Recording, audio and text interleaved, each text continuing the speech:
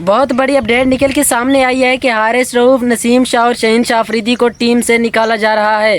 اس P S L کے بعد جو نئی ٹیم بنے گی اس میں آپ کو نسیم شاہ، شہین شاہ آفریدی اور حارث رؤف دیکھنے کو نہیں ملیں گے۔ اگر آپ کو یاد ہو تو محمد رضوان اور بابر اعظم کی پہلے سے ہی T20 ٹیم سے چھٹی کر دی گئی ہے، اور اب یہ اپڈیٹس نکل کے سامنے آ رہی ہیں کہ حارث رؤف، شہین شاہ آفریدی اور نسیم شاہ کو فارغ کیا جائے گا۔ ناظرین، ایک ہمارے سامنے پی ایس ایل چل رہا ہے اور پیچھے ایک ٹیکنیکل کمیٹی بیٹھی ہوئی ہے جو صرف یہ دیکھ رہی ہے کہ کون سا پلیئر آخر اس ٹورنامنٹ میں پرفارم کر رہا ہے۔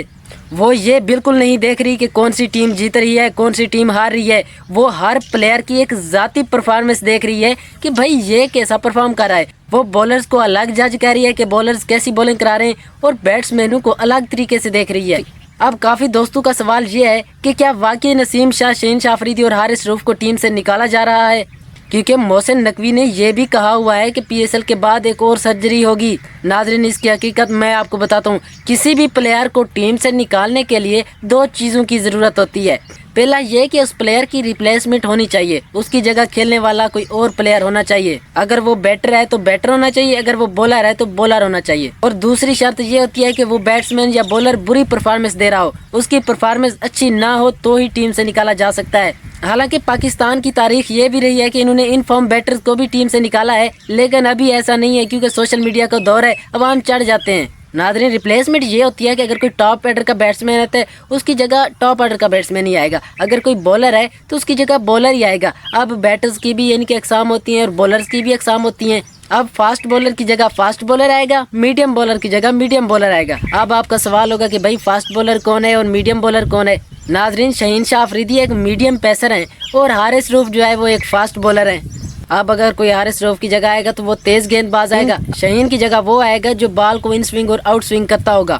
ناظرین، حارث رؤف، شہین شاہ آفریدی اور نسیم شاہ کو نکالنا ٹیم سے مشکل ہے، اور یہ بھی آپ کو بتا دوں کہ پی سی بی ابھی ان کو نہیں نکال سکتا۔ اس کی وجہ یہ ہے کہ ابھی ہمارے پاس بیک اپ ہی نہیں ہے، ابھی ان کی ریپلیسمنٹ ہی نہیں ہے ہمارے پاس۔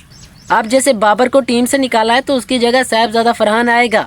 اب محمد رضوان ٹیم سے باہر ہوگا تو اس کی جگہ محمد حارث آئے گا جو کیپنگ بھی کرے گا اور بیٹنگ بھی۔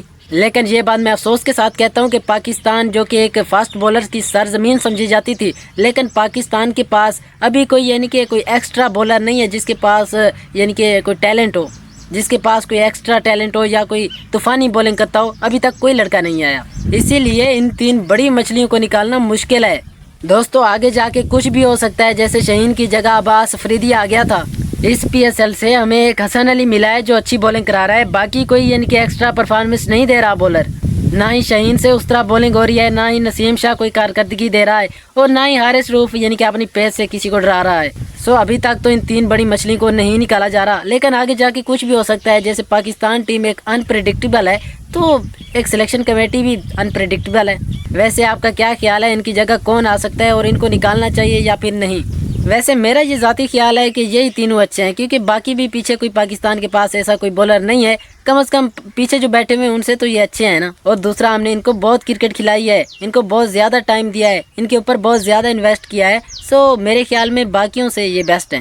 ناظرین، پہلے تو سب کو یہی لگتا تھا کہ ملتان اور کوئٹہ اس پی ایس ایل سے باہر ہو جائیں گے اور وہ پلے آف میں نہیں جائیں گے، لیکن کوئٹہ جیت گیا ہے۔ اب ملتان سلطان تو باہر ہوگا، لیکن کوئٹہ اپنے چانس بڑھا گیا ہے۔ کوئٹہ نے جیت کر اسلام آباد کے علاوہ باقی تمام ٹیموں کے لیے خطرے کی گھنٹی بجا دی ہے۔ ناظرین، اس لحاظ سے آج کا میچ بہت امپورٹنٹ ہوگا، اور آپ کو کیا لگتا ہے آج کا میچ کون جیتے گا؟ آپ نے کمنٹ میں بتانا ہے۔ اب کافی دوست یہ پوچھ رہے ہیں کہ اگر سیم اور فخر پی ایس ایل میں پرفارم نہیں کرتے تو ان کو آگے ٹیم میں رکھا جائے گا یا نہیں رکھا جائے گا؟ تو اس کا جواب یہ ہے کہ سیم اور فخر T20 ٹیم سے باہر نہیں ہوں گے، کیونکہ ان کو پچھلی پرفارمنس پہ ٹیم میں لایا جائے گا، نہ کہ پی ایس ایل کی پرفارمنس پہ۔ انہوں نے پہلے بھی پاکستان کو بہت سی پرفارمنس دی ہوئی ہیں، تو اس کی بیس پہ یہ تو سلیکٹ ہوں گے، چاہے یہ 0 پہ بھی آؤٹ ہوتے رہیں۔ ناظرین، اپڈیٹس تو اور بھی بہت ہیں، لیکن اس ویڈیو کو میں یہیں پہ اینڈ کروں گا، اور آپ سے ریکویسٹ کروں گا کہ آپ نے چینل کو لازمی سبسکرائب کرنا ہے، اور اسی چینل پہ میں نے اور بھی مزے کی ویڈیوز اپلوڈ کی ہوئی ہیں، اگر آپ چاہیں تو وہ بھی دیکھ سکتے ہیں نیچے ڈی پی پہ کلک کر کے۔